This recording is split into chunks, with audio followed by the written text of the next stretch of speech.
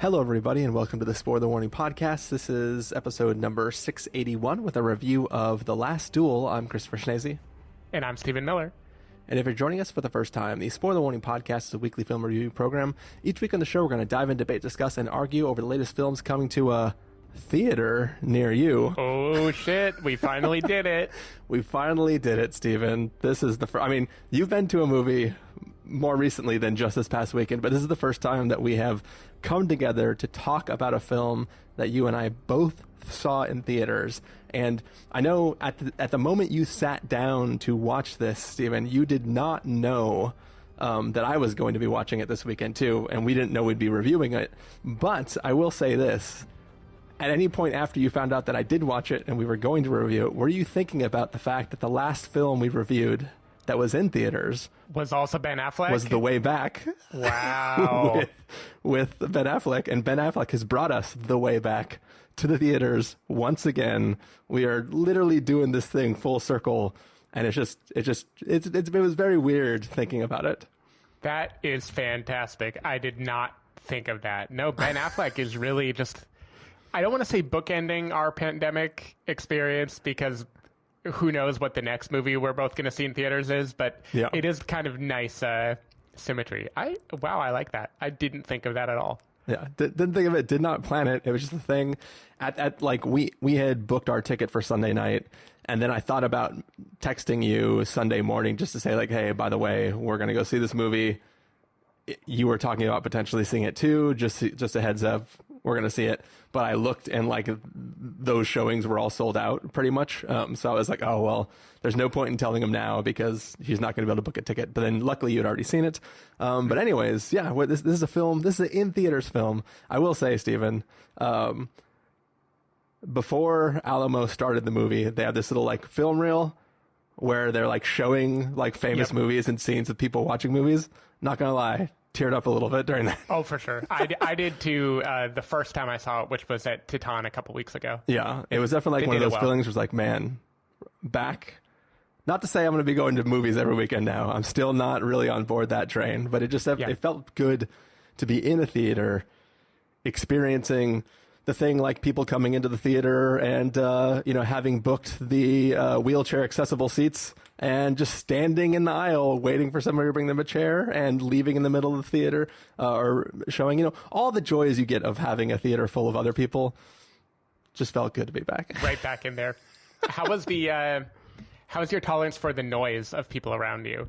Like after a year and a half plus of not having to deal with that?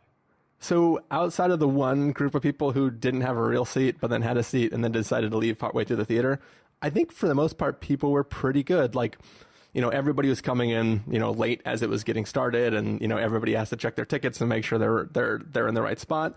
So that was sort of like on the edge of me being like worried. But once the film started, we were very settled in to everybody was kind of just watching a film and enjoying it together. There was a little bit of commotion at times in this film, but it wasn't the commotion of people disturbing the film. It was more reactions of the type we got during On the Basis of Sex. Right. Yep. Yeah. So it was that sort of experience, but I felt decent about the way the audience performed as good theater going patrons. What about you? Well, so for me, it's interesting because this is my third movie in theaters. I watched Zola back at the AMC in the little blip between the vaccines and the understanding the breakthrough infections existed. So I thought Zola would be the first of many. Then I waited until a couple weeks ago. I saw Titan, and that was in like the big theater at Alamo. And I had booked a seat that was in the back row, and I was literally the only person there, like in the back section, so I had no one near me at all. Yeah. So I would say this was my first real Alamo experience again. I was mostly fine with it. There was a guy, we were like near the corner, but there was one guy in the buffer section, so like 2 seats away from me, who the moment the trailer started, I heard him. He wasn't doing anything terrible, completely fine person. But I heard him when the trailer, like for Come On, Come On was playing, just go like, huh, interesting. Yeah. He was like making self-talker. just gentle little noises to himself about it. I was like, uh-oh. Then I heard the loud noise of Velcro sandals being undone. Oh, no. No. Socks were worn. I looked. I could check, but yes, he decided to relieve himself of his sandals. So, okay. Also not a great omen. You know, again, he hasn't done any horrific thing, but I you clock someone very quickly as, are they someone who might disrupt my movie, yes or no? And with him in about 30 seconds, I knew. So he ordered a pizza. Every time he swallowed, I could hear him swallowing and his body digesting it. I was positive of it. And you know how there's like powder on the crust, like when you eat a pizza? Yeah. He decided in between every bite, which he managed to take like 45 minutes to eat this pizza. He really stretched it out. He would take these fingers that have clearly never touched lotion in their lives and just like dryly rub them together for 30 seconds. In a kind of way. And yeah, those things combined to like, he didn't ruin the movie for me, but like a part of my brain just knew every time he was swallowing anything. And I was like, I don't like this guy. Yeah. I'm not ready. I'm not ready to be back around people eating like this. Yeah, you were about to go find King Charles and ask him for a duel to the death to get this guy to not go to movies again. Yep. But I'm still back. It hasn't deterred me. My inner Carson Patrick is here, the one who doesn't want to hear people eating while I'm watching a movie. I've never felt that at Alamo. I've never felt annoyed at people eating before, but I think I'm like more tuned into minor atmospheric irritations than I was 2 years ago. Yeah, like usually when I'm in the theater, especially at an Alamo, like pre-COVID, I would eat pretty fast because I'm trying to just get the food in my mouth so I can sit and watch the movie. Because even for me, having to juggle eating in the dark is a thing that I don't want to take away from my field. But now that it's COVID time and I have like a mask on most of the time, it was like mask off. I had a Philly cheesesteak. I ate that probably in 45 seconds instead of 45 minutes and then put that mask right back on. You're a man after my own heart. I did the same with my Bavarian pizza at Titan. I just like inhaled it in the first couple minutes of the movie. This you time just around, put all the slices into one. Because we saw an afternoon showing and Joanna hasn't done theaters before, we decided to be masked the whole time. So like I didn't order anything. I didn't have a drink. Literally kept the N95 on from beginning to end. But I do think when you get to eat too, you're less annoyed at hearing other people eat because you're like, okay, I get it. We all did it. Especially when you're like, this is so good. I miss you, Alamo movie dinner. But what are you thinking? Do you feel like there will be other Alamo screenings in your future? Like, how comfortable did you feel? Well, I mean, we'll see. I don't like. We definitely, because I mean, you basically just go downstairs, right? Yeah. I have to drive across the city to get there. And for me, we arrived a little bit early, so we like went and sat in the bar.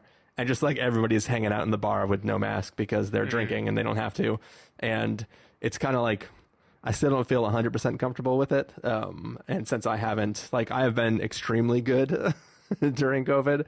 So like just like metaphorically ripping off the mask and running hog wild into the theater scene is not sort of my jam. Like I'm still planning to, project Dune next weekend. Right. I'm not planning to book anything for that, but we'll see. I mean, I probably feel a little bit more comfortable with smaller showings of things that like aren't going to be James Bond. But we'll see how it goes. I'll see how I feel. My goal is not to, even if I pick it up more often, would be like, like a good like 14-day buffer between. Okay, so like no French Dispatch this weekend. Yeah, probably not, but we'll see how I'm feeling. Cool. Well, enough commiserating about the recent past. What if we have a little conversation about the far, far past? Let's do it. Does that work? That transition? Yeah.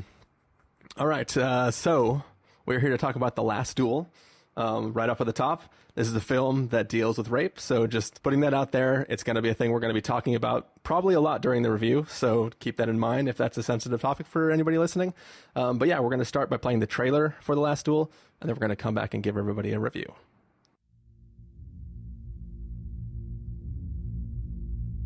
There is only one question that matters. Do you swear on your life that what you say is true?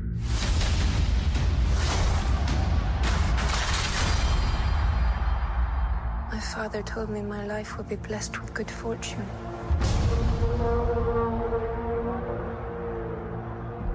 I'm married.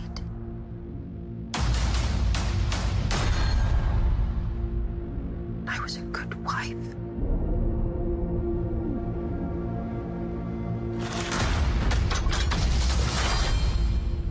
And then was judged and shamed by my country.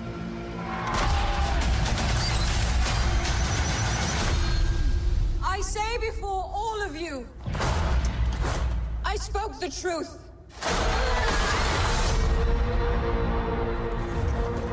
A most unspeakable charge has been brought against you. Jacques Legris entered our home. He attacked me. The accusation is false. I am telling the truth. The truth does not matter. There is only the power of men. This should be settled quietly. I'm innocent!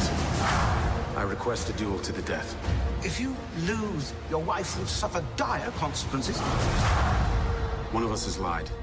Let us let God decide. You do not believe me. I am risking my life for you. You are risking my life so you can save your pride.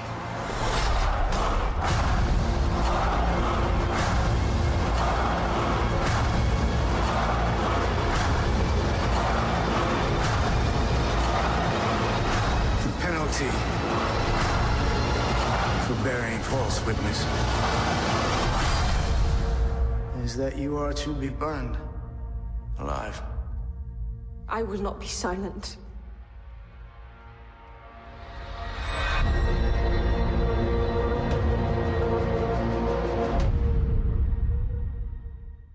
All right, so that was the trailer for The Last Duel. I'm going to start by simply reading the description from IMDb, and then we can sort of continue to reveal what we choose to reveal as we go on. But basically, King Charles VI declares that Knight Jean de Carrouges settle his dispute with his squire by challenging him to a duel. Stephen Miller, what did you think of The Last Duel? So, first of all, I only remembered The Last Duel existed because I think it was Damon had been on WTF like 3 months ago or something, and he mentioned this movie that he and Ben Affleck wrote together. And I just made a note of like, okay, interesting. Medieval knight movie penned by, Affleck and Damon. Curious what that's going to be like. What kind of Good Will Hunting thing have they concocted? So tucked that in my back pocket. Didn't think about this movie again for the whole of 3 months until this weekend it was coming out. And I was like, oh, The Last Duel. I weirdly want to see that. I don't remember why, but I want to see this movie. And I read nothing about it, so I completely forgot that. Again, I think you and I are both deciding how much we want to reveal or not reveal in a non-spoiler section. But from the trailer we just listened to, it is clear that this is a movie about two men in a duel and a woman who is somehow at the center of it. And it is about the power dynamics at play there. Like, what does this mean for society? I was so not ready for what this movie was about that I kind of had two movie experiences. There was the first maybe 30 or 40 minutes of the movie where I found it to be very fun and kind of silly, like a playful tone. Everything about Ben Affleck's character just tells you this is going to be a very playful, over-the-top theatrical, meaning like the stage movie. It's going to be just very, very, very far out there. And I was having a great time for what it was. I kind of couldn't tell what it was. Like, I couldn't tell why the movie existed, but I was like, okay, I'll watch you play dress up and do your nightly thing together. And then the real plot of the movie is revealed, the inciting event that we return to multiple times. And on one hand, I felt like suddenly what is this movie trying to do became very clear immediately. Like, okay, I get it. I get everything this movie is about now. I understand what is going to happen. Great.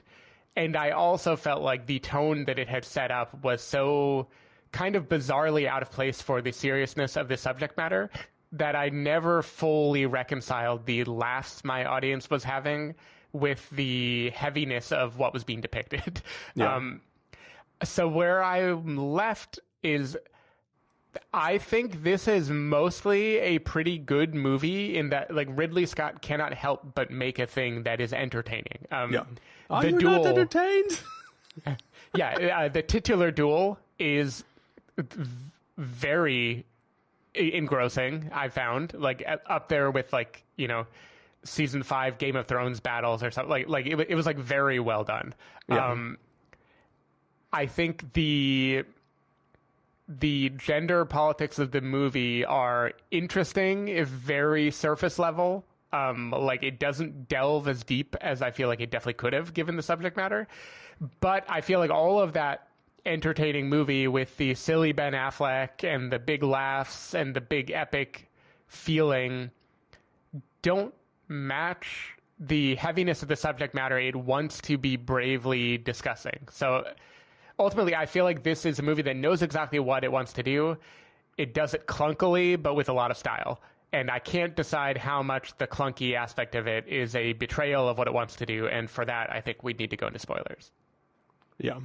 We'll definitely have a spoiler segment so we can kind of talk more explicitly about everything in this. I do have one question for you, though. I want to posit a hypothetical for you. I believe that half of the tone you're talking about is not on purpose. I think that Matt Damon and Adam Driver are woefully miscast in this film. They are there to sell tickets. They are draws for star power, but I think they are not good in this film. They don't exist in this universe. They are playing themselves. Matt Damon is playing Matt Damon in any other movie he's ever been in. Adam Driver is playing the version of him that appears as a guest spot on an episode of SNL that is making fun of this movie. Like, he is delivering lines with this weird up and down intonation that's like, well, maybe I'll collect the taxes. It's a very character-y thing where, and I think as the film progresses, he gets better. But it feels like I'm sure this isn't what happened, but it feels like one of those things where they shot this film in chronological order. He showed up thinking it was going to be one thing and adjusted himself as the shoot went on to be more correct for the role that he was performing. But I think all the initial scenes with him where he's just like, I'll take a look at the books and, but you are a king. How could your books be out of order? And that's just very strange. Like, his delivery is weird. And Matt Damon is just doing Matt Damon. Like for him, it kind of works because of who he is playing. I think Matt Damon works, and it maybe helps that I watched Stillwater like 2 days before watching this movie, so I'm just in redneck Matt Damon mode. Yeah, well, so that being aside, I have a feeling that if you cast lesser known people in these roles who could, throw out the idea that no one even has a French accent and it doesn't matter. Right. They're all in the French military. I think that other people in these roles could have been less distracting and could have performed it more period-y instead of modern day them. Just when dealing with intent, you need to grapple with the Ben Affleck of it all because that is a choice. That is a choice, and I think that choice works for that character. He is just as strange and tonally off as the other two, but he works for me because I see him as this person in this role who would be like that in this moment. And the other two guys feel like they are fish out of water. He feels like he is the water and the fish, right? So I'm like pro Ben Affleck in this film. Part of it might just be, as we said at the beginning of the episode, the drawback of Affleck taking me way back to when I used to go to movies. But yeah, he didn't bother me. All that being said, this film is clearly dealing with subject matter of our time. It is a period piece that is trying to be extremely modern in the way it talks about its subject matter. And I think that the way it talks about it is, as you said, it's a little bit clunky. It's a little too, let's do snaps and like, you know, bongos in the background as everybody goes like, yeah, what he said, or can you believe they believe this? And I think that some of the story, some of the scenes, the way they play off each other, feel like they are written to make you think one thing in a tropey way, but in the context of that story, in this universe, they aren't acting as a trope. It means one thing. So, for instance, the trope in films is a guy rolling off his girl and then saying, "Is it good for you?" Right? Yeah. That is a trope of the douchey boyfriend or douchey husband or whatever, right? That is a trope. In this film, when that scene happens, it means something different. There are other things that the world thinks about of this time. And when he asks that, it's not because he's a douche and he's like, that was great, was it good for you? He hopes that it was good for a specific reason, right, which will come about later. He's a douche, but he's a douche with more pragmatic goals in asking that. Yeah, but it's written to be like, people in my audience laughed when he said it, right? Because to them it was a douchey thing. I'm not defending him. What I'm saying is, in the moment, that character had one thing on his mind, and while that thing was flawed, he was not being the douchey role. So it feels like the film We'll have to talk about that thing in spoilers too, just in what this movie educated me of some of the counterintuitive ways certain things were prioritized in medieval times. Yeah. That I kind of thought weren't discovered till like 1960. That's what I mean, like, right? Like it's wanting to play with modern tropes, but then take information and surprise you with the idea of things. But then it's written like, whenever people are saying stupid stuff, they are saying it with a modern lens in the past, and it feels a little jarring to be like, okay, I don't think they would have said it this way, or I don't think they would talk about these subjects in this matter. So that's the kind of what I don't like, or what kind of made me not so happy about some things this film was doing. I think the twist on the 3-act structure, I think, is a very, very intelligent way to present the story.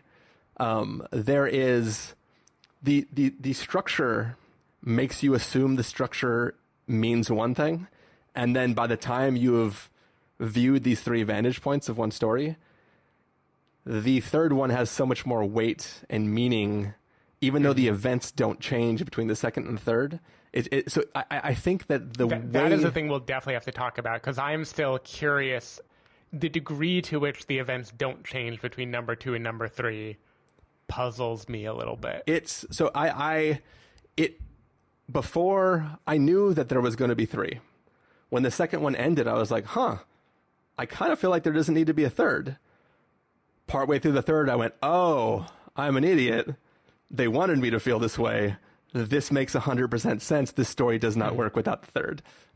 So that was sort of the journey that I went on through that story.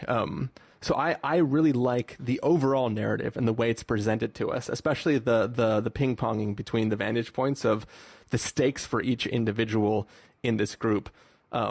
That I thought was really, really impactful and did exactly what it needed to. And that didn't feel clunky for me. That felt like the good version of this story. So the dialogue, a little bit worrisome, just as far as how clunky it is.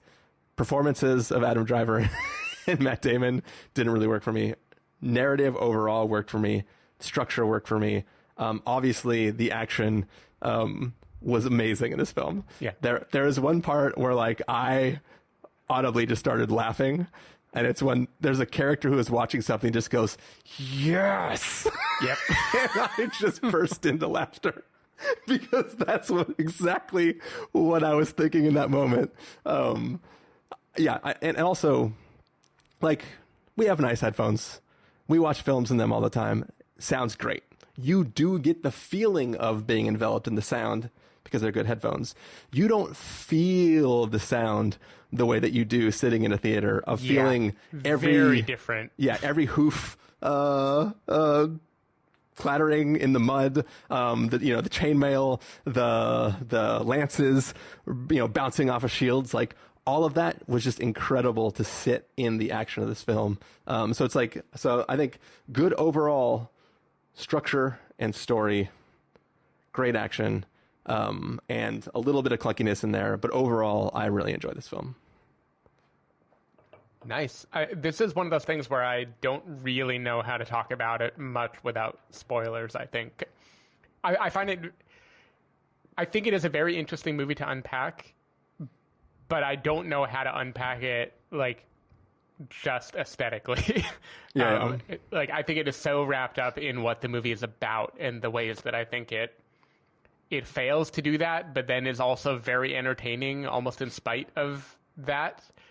I found it very odd. I still don't really know how I feel about this movie. Yeah, I'll be really honest. I remember seeing links to this film being posted, not links to the film, but links to the trailer for this film being posted, and I was like, "Is it coming to streaming?" I don't care, and I didn't really check into it. I watched a trailer semi-recently for it, just like so I could have an idea of what it actually was going to be about. I had not picked up until the moment you said it that Ben Affleck and Matt Damon had written this film together. Yeah. And I don't know how that makes me feel about what I watched.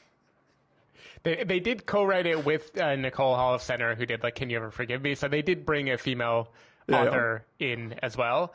But at least the way Damon described it in his interview is it was like him and Ben wanted to get another go, like get back in the ring, and then they brought her on. So maybe I'm wrong and he was just like giving a very, very egocentric account, but it felt like they were like, wouldn't it be fun to do like a medieval movie?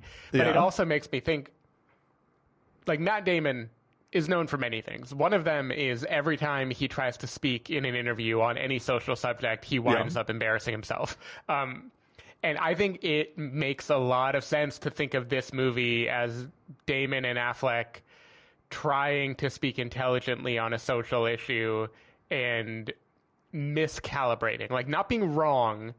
They're right in what they try to do, but being clunky and maybe more proud of themselves than they should be. And I think it is fun to think of this as a Matt Damon interview turned into a movie, basically, of like, believe women in one very specific case, kind of, but also find entertainment value in the other people. Yeah. It's just weird that the original title for this was The Last Mansplain. So I have a question for you. Why is this The Last Duel? Well, yeah, so that was the one question that I wanted to bring up, actually. At least I was thinking about it before we sat down to record. When it is posed that they should duel, somebody leans over to King Charles VI and says, "Sir, we don't do duels anymore. They were outlawed." Or he says they were outlawed or something like that. And somebody leans to him and says, like, actually, just no one's done it for a long time. They're not really outlawed, though. And so I assume that after this duel, no more duels took place? I guess not, like, official royal court sanctioned duel. I mean, we all know Aaron Burr. You know, we've seen the Got Milk commercial. There are other duels, yes, in history. Yep. I want to ask you one more question, just completely non-spoilery. When we go to theaters, there are good seats and there are bad seats. There are some theaters where mostly all the seats are great, but sometimes there might be like a rail that obscures your view, or if you're at like a sports stadium, that's what they're called, right? Sure. Sports arena, you're at a sports arena. Sometimes there is a load-bearing beam that obscures part of your view of the match, right? There are some big flyover aerial shots of the arena where this last duel is going to take place. Now, for those who haven't seen the film yet or watched the trailer, it is a big rectangular space. That rectangular space, it's kind of wide enough to have like a small set of stands. On one side there might be a king and his queen, prince and princess, other people in the court, blah, blah, blah, blah, blah. But then outside, there is just rungs of people screaming and cheering as though they can see what's about to happen in this. They are all at ground level. This isn't like a, Greek amphitheater, right? This is just a little castle in the center of a dirt lot, and everybody on the outside is just like, what's happening? Yeah, did he get him? Right? Like, I just don't know what all those people were there to watch, because they couldn't see shit. Mean, there wasn't a lot to do for entertainment back then in the 1300s. I think hearing other people scream as they watch a man beat another man to death, like, that's probably about as good as you could do. Like, just being near it, hearing, vibing off that energy. Yeah. I think back then that what else are you gonna do with your time? Like, get the plague? Like, you can't do anything. True. I will say, just because you brought up the 3-act structure, or the kind of riff on a 3-act structure, which is another thing I didn't know the movie was going to do. It's kind of funny. Both movies we talk about today base themselves in like explicitly labeled chapters, which is weird. They do it very differently. Yeah. But this movie, so it plays out like it is going to be the Rashomon thing of like, we are seeing it from one vantage point and then a second vantage point and then a third vantage point. But as you kind of alluded to, it is not that it is placing equal narrative weight on the 3 vantage points and just illuminating things differently. It is really like telling the broad strokes of a story, zooming in to fill in some gaps for us about it, and then telling it again in a way where we can see the whole of a story. It's like looping back multiple times to try to reveal more that build complications into the narrative, where you could trace how you feel about it as if you were watching an introduction and then rising tension and then further escalation until the moment the duel happens. So it is kind of interesting that it makes it be like 3 different angles of viewing the movie, but it still plays with the feeling of like a normal 3-act structure, just in terms of like how you emotionally feel when you watch it. And I thought that was clever. I don't know if other multiple vantage points movies have done that before, but I do think they did that well. Well, Stephen, is there any last things that you can say that don't require spoilers that we can try to hit real fast before we do this transition? No, I don't think so. All right. Then, for all you listeners who haven't seen the film yet or don't want to be spoiled, let's get to verdicts. Stephen, if you were going to give us a must-see, recommend with a caveat, wait for rental, pass with a caveat, or a must-avoid, what would you give it? I think I'm giving it like a recommend with a caveat, probably a little bit more on the caveat side than the recommend side. I think this is a very interesting movie. I think it is trying to do something admirable, and I think in spite of itself, it can't help but be entertaining because this is Ridley Scott directing a movie with Matt Damon and Ben Affleck and Adam Driver. And like, even if the movie insists that the action should not be the focal point, it becomes the focal point, and it is very entertaining in theaters to sit there and watch it happen. Yeah. At the same time, for all the popcorn value that it has, I think in what it wants to say about society, and in particularly believing women, this is like a 101 class project that thinks it's a PhD thesis. Like, I think this is nowhere near as piercing as it wants to be, and I think some of the choices in what to shoot and where to linger and how long to make us sit with it is cringy, and it says an 84-year-old man directed this and probably shouldn't have. And we'll talk about it in spoilers, but that makes me feel conflicted. So I think this is both trying to do something good and arguably problematic and entertaining, but the entertainment is also makes me feel weird. But it works, even though it kind of shouldn't. And I think that's where I land on the movie. Plenty of caveats to it, but the entertainment value is undeniable. Yeah, for me, it's a recommend with a caveat as well. I think that the idea of what this film is doing is interesting and it's compelling, and I think it does it well. The dialogue that is supposed to say to you, can you believe that they thought this back then, is not doing what it thinks it's doing. It is not biting enough to be shocking or anything. It's just like it's too much like, yeah, that's insane. I can't believe that. Like, it's not doing what it is. I think the way it frames its subject matter becomes insightful over time, and because of that, I think it sort of washes over a little bit a way of the stilted way it tried to say its message at times. Like, the way it shows its message, good. The way it says its message, not so good. The way it acts its message, less good, too. To its credit, those scenes that you're talking about being cringy, still not as cringy as The Morningale or whatever that movie was called.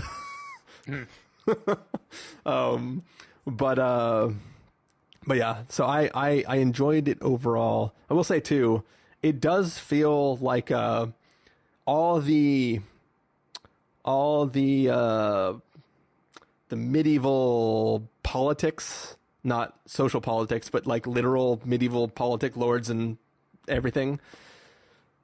That would be more interesting if it was given more time, but this feels like the last 6 seasons of Game of Thrones in 8 minutes type of video you see on YouTube, where it's right. like, this person did this and he gave the land to this person and that person did the thing. It's like it's going by it so quickly because it needs to get to the inciting moment, which is what is causing all the events to take place. So I think that like this feels like it could be a good medieval thing that you are watching, but it is saddled. That's pun enough to count. I got you. in the things it's trying to say, and it doesn't always say it eloquently. But Jodie Comer's great in it. Yeah. So that's good. Yeah, glad to see her. Very, very different role than the last one we reviewed her in. Free Guy? Kind of shows a range. Yeah. Yeah. But yeah, so that is the main part of the review for our review of The Last Duel. We're going to close it out for non-spoilery folks. So, Stephen, if people want to find you throughout the week, where can they do that? People can find me at twitter.com/sdavidmiller or sdavidmiller.com. People can find me at ChristopherInRealLife.com or twitter.com/ChristopherIRL.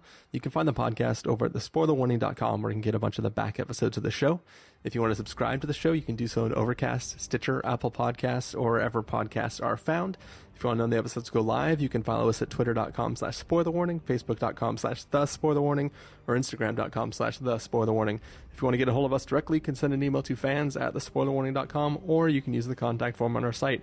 Music for this episode will come from the soundtrack to The Last Duel. It is playing right now. That music's going to fade up, and when that music fades out, we will be in full-blown spoilers. So if you don't want a lance to hit you, then don't get on.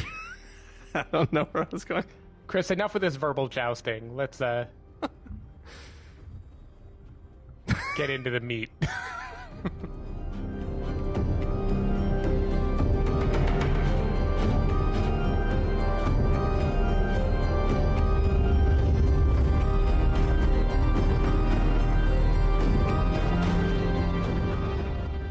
All right, we are back. This is Spoiler Territory. It's the after part of our review of The Last Duel. We are talking full-blown spoilers, so watch out if you haven't seen the film and don't want to be spoiled. Stephen Miller, what do you want to hit first? I mean, so first we can finally say the actual plot of the movie is the duel takes place because Matt Damon, Jean de Carrouges' wife, Marguerite, claims that while he was away, Adam Driver's character, Jacques Legree, forced himself into their house and assaulted her and left. Like, he raped her. And this is what escalates into a duel, because he says, no, I didn't.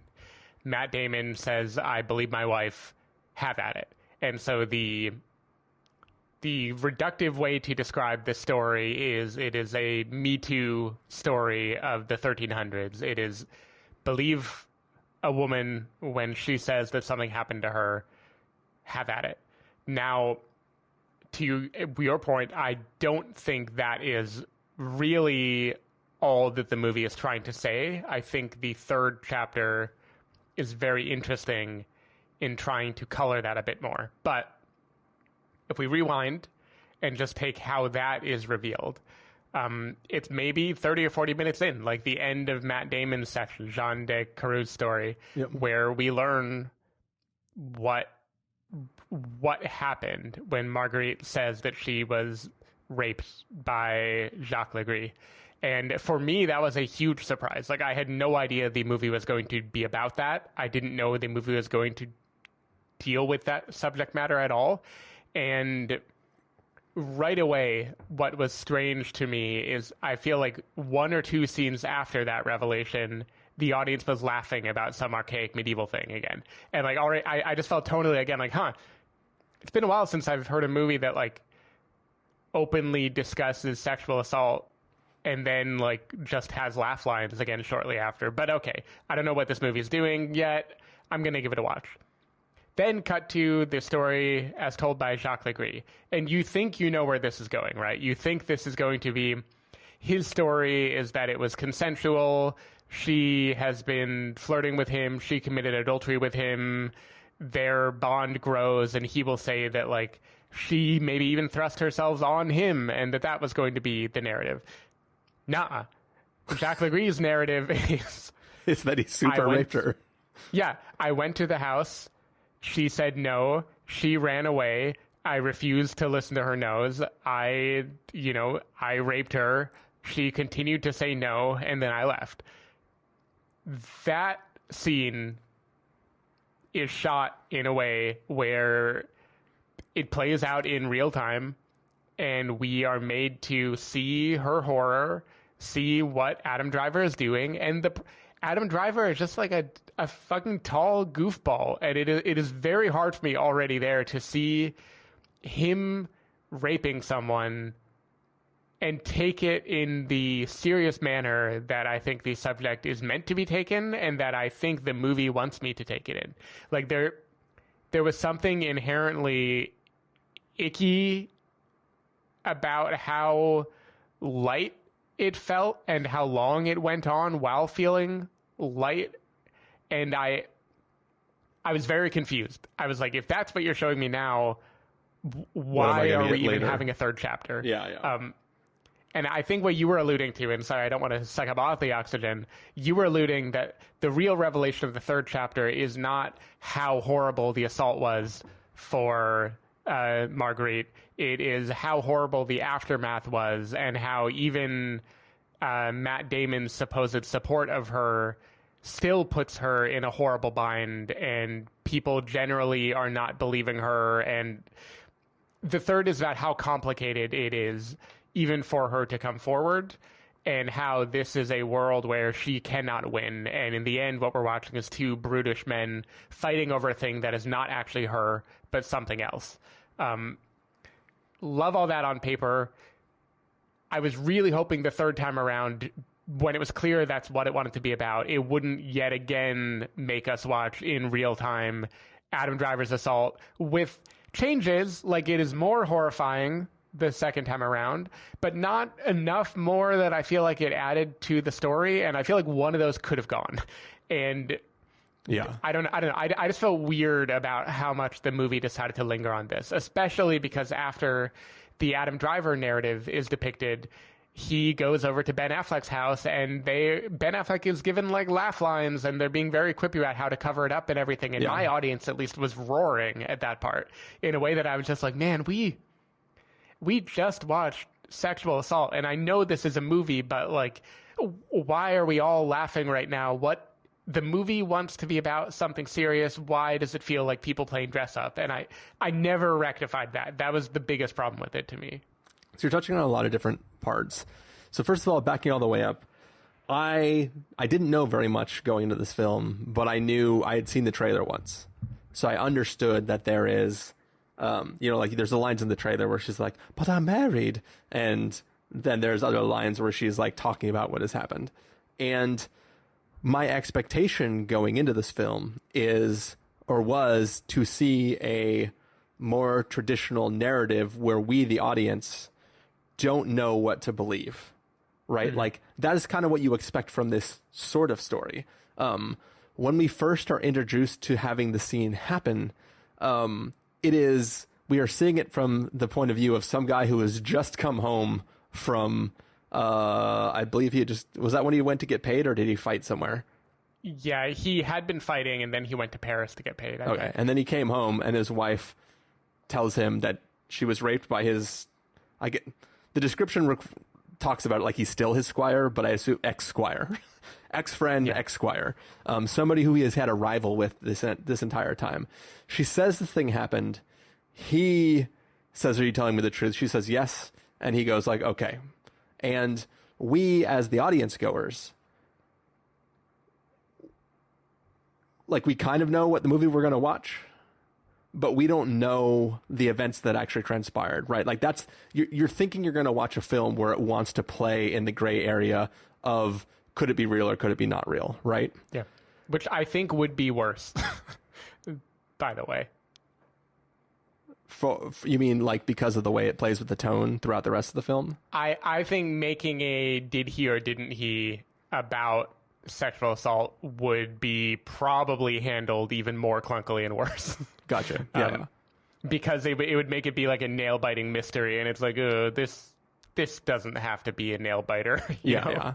But I think it was kind of shocking to see from Adam Driver's character to see like it not even be a tiny bit gray.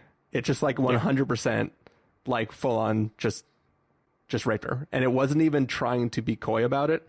Like, his character says like, "Oh, well, she was doing the ladylike thing and saying no, but I mean, like, it's not even playing in the area of being gray. It's just like, yep, this happened. Now we're going to deal with it." And I think that because you're expecting it to drag out what actually happened, and then it just shows you what happened, it makes you go like, so case solved. Like, even in his own admission, this happened like this. But what's weird is the court case is him denying that anything happened at all, which is what feels like it's talking about today's mindset and the way that when an accusation comes out, a politician just denies, no matter what they asked. And like that line, Ben Affleck was not talking to Adam Driver. He was talking to the audience, and he was going, "You know how it is." Yeah, he's telling us, "Hey, remember 2019?" You know, that's basically what that line is. Yeah, and that's when this film like is at its worst, is when it's like talking to the audience, like winking and nudging at them. But anyways, going back to what I was saying it's a weird structure to put in this film where it's like this is not your classic medieval tale of this was like a torrid secret romance sort of thing, and they got caught, and now there's this like struggle between these two men over this woman. It's just straight up, this is what happened, and now it's two men warring, and one guy just going like, "Nah, I took your land and I took your wife, and now just fucking deal with it, guy." And then it's just him trying to deny it, and it's like, we're not watching a court case. We're just watching two men saying like, he said a lot of lies and did a bad thing, and the other guy going like, "I don't think I did any of that. It's cool."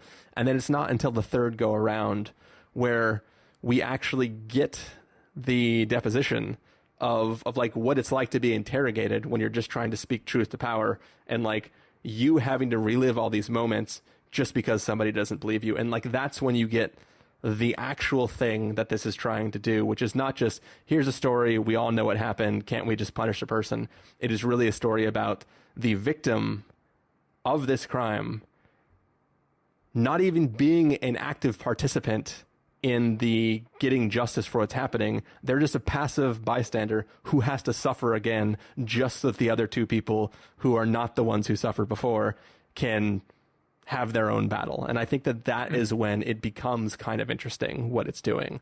And those are all sort of the subtext of what's going on. The literal text of the page, it still feels very, very clunky.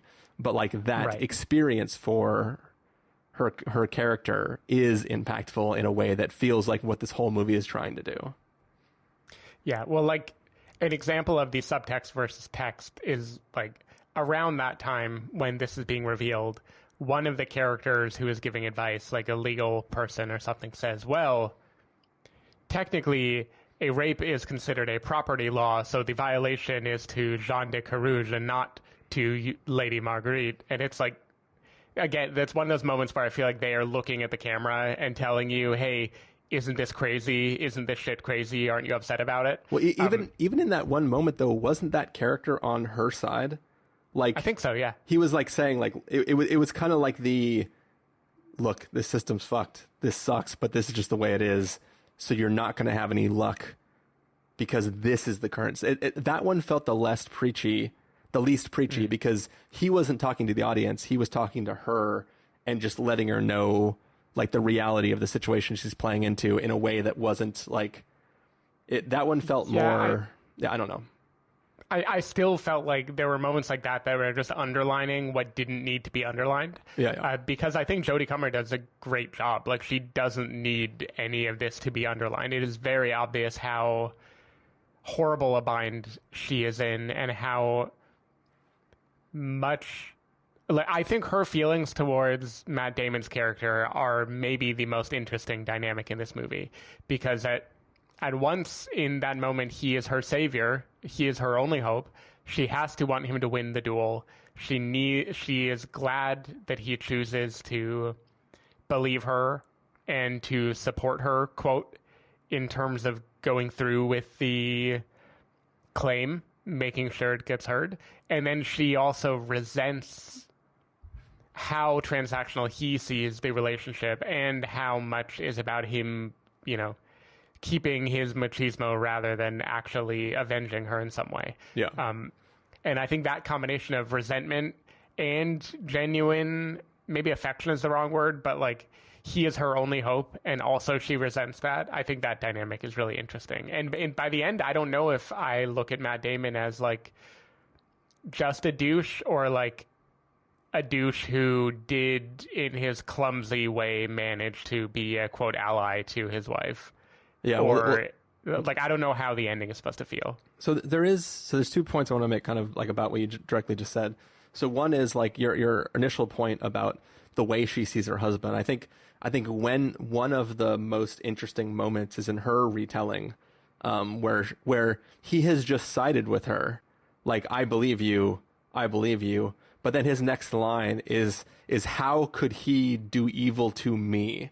Where it's right. Like, she is, in that moment, she is like grateful that he believes her, but then immediately that is taken away from her because she sees that he is mad because somebody did something to his wife, not because she has been violated. So it's like yeah, and then he doubles down in one of the like most cruel moments in the movie. I feel like, yeah, it's rough. Yeah, but then to the other point is you talked about by the end. I don't know whether we're supposed to see him as a douche or not. I mean, I don't 100% know either. But there is an interesting thing that happens at the end once he's won the duel.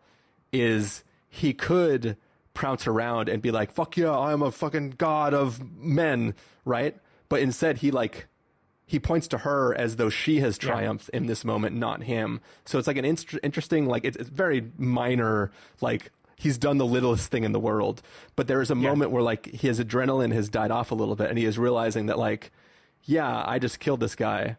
But also, like, she killed this guy by having been true with what she was saying, where it's kind of like, it's I don't know, there's something interesting that he's doing that feels like he has a small realization in that moment where he twists his celebration and sort of is like willing to stand down for a second to like show her in the spotlight, which was interesting. Now, here's the question. Do you think Jean de Carrouges or Carrouges? Yeah, I think you say the J but not the S. And Jacques Legris, do you think they believe that duels are determined by God based on the truth or falsity of the claim? So I watched this film and I believe that people believe this in this world in the 1300s. I think that they believe it to be true. And that is why Adam Driver tries to, like, at the end, not die by saying, "Oh yeah, I'll banish my soul to hell if I'm lying. Like, I tell you that I'm," like, he wants him to in that moment give up and believe him, right?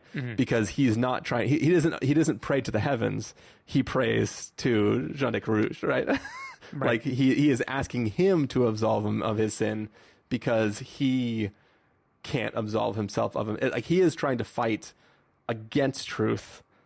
Like now, it's going back to being a stupid metaphor the more I talk. Yeah. But to me, I believe that these people believe that. That is why, like the line in the trailer where he's like, I am putting my life on the line for you. And she says, no, you're putting your life on the line, or my life on the line for your ego or whatever. I don't know 100% if that is true. If everyone wholeheartedly believes that God is literally deciding who wins this fight, so it's a weird, I'm not a scholar of the 1300. Like she clearly doesn't believe God is deciding, correct, or she wouldn't have the fear that she has. Yeah.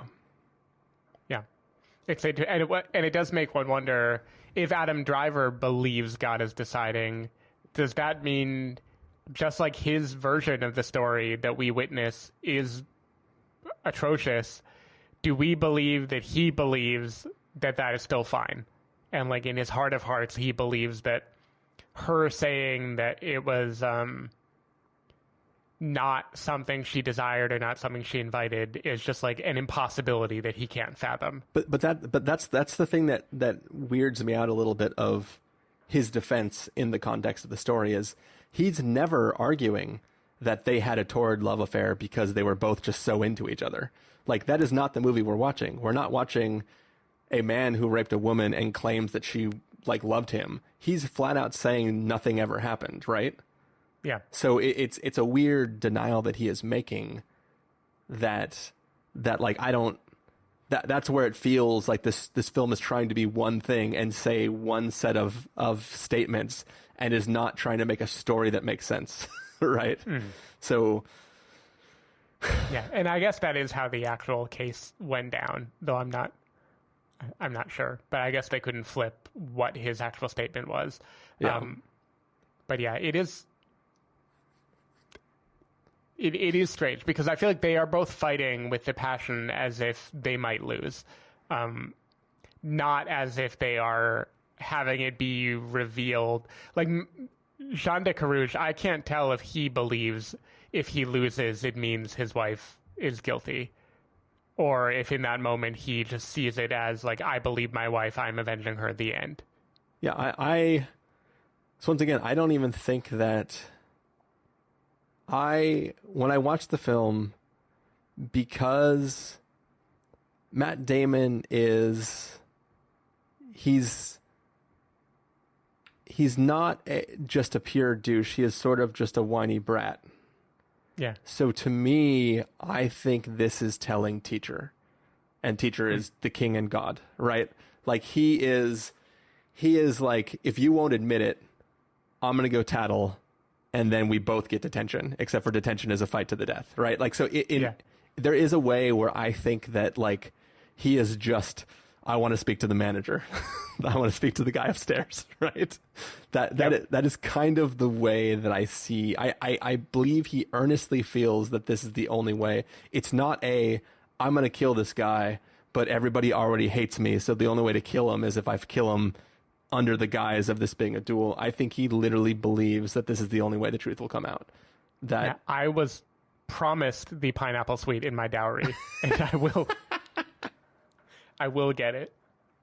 I don't know. Do you feel differently? Like, because it sounds like maybe you feel that he is literally fighting for his own honor and happens to help her. Yeah, I can't tell. I think, and maybe this is just the vibe Matt Damon gives off, and maybe again it's the Stillwater effect, where he plays like in Stillwater he plays a very flawed character who like knows he's a fuck up but wants to channel his energy to do right by someone that he cares about. So maybe I'm coming in with a little bit of that splash zone, but how I read him here, setting aside the horrible things that are revealed in Marguerite's story that show how he is insensitive, how he uses her, how, husbands treat wives as objects, like setting all that aside as just like table stakes for medieval times, it being a horrible time and place for women. Yeah. I feel like Matt Damon is meant to be seen as the kind of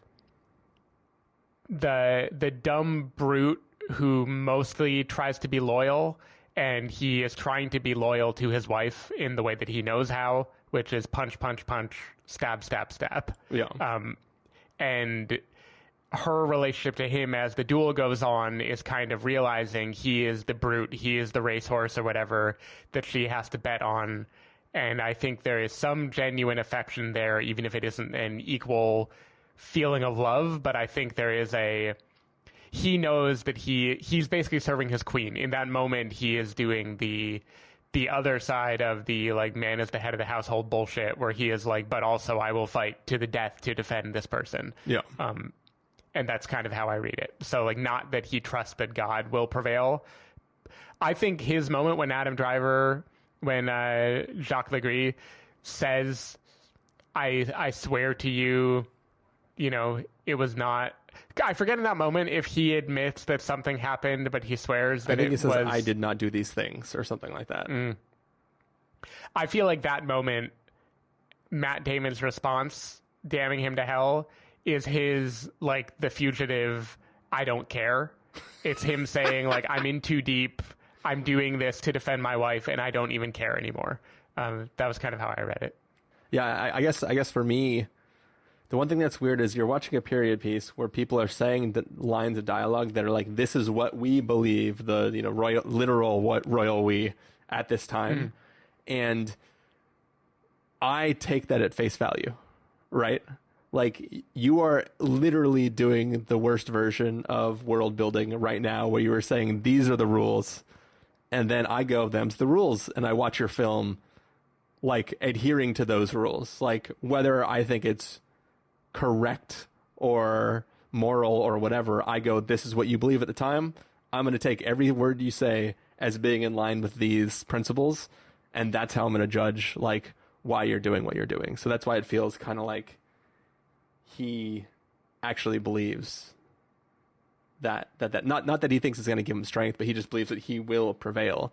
But I will say this: everything we have seen about this film before the duel starts is that Matt Damon is the better fighter, and he should, in equal combat, best Adam Driver. That is sort of what they've established, right? As far as, like, every line that Adam Driver says about Matt Damon's battle prowess is always like, yes, I don't know any man who could best him in battle, blah, blah, blah, like that kind of stuff. And it's like, he should, by all accounts, win this fight, regardless of whether God intervenes or if anything was on the line, he should win, right? So I was definitely watching this film being like, man, I feel like he's going to lose, because that feels like the story I'm watching, right? Like, I assume this film ends with her burning at the stake. And see, can I tell you what I wanted it to do? I wanted them both to die. I wanted it to be ambiguous, where they are both wrong. Both die. Women rule the earth. So this is the thing that I feared. So I was like, there's no way she comes out of this alive. So when he wins the fight, I was like, this seems too easy. It felt like I'm watching a story that is trying to shock me. So I was like, there's no way it's not going to watch her. Because there's that line where the guy says, like, oftentimes it can take up to 20 minutes before a person being burned alive dies, or something like that. Which I don't think it's true, because I'm pretty sure the flames get rid of all the oxygen and you pass out before. Anyways, I'm not an expert on stake burning people. Neither were they, probably. Yeah, probably not. But so that line, I'm like, there's no way this film doesn't end with her, like, just an unbroken take of her burning at the stake, right? Like, there's no way it's not like a slow pan in to just her screaming and writhing, and like that just felt like the film we were watching. When he wins the fight, I'm like, all right, so they're not going to do that. And I was like, no, he is still going to bleed out. And after everybody's been celebrating for 5 minutes, he'll like bleed out and fall over, and everybody's like, well, I guess she really did do it. and then burn her anyways. And I was like, I had two moments where I was like, I expected it, I was relieved it didn't happen, and then I still feared that she was going to get burned alive by the end of the film. But then they ride away happily. So it's true. So one thing you mentioned before is the like, was that good for you scene.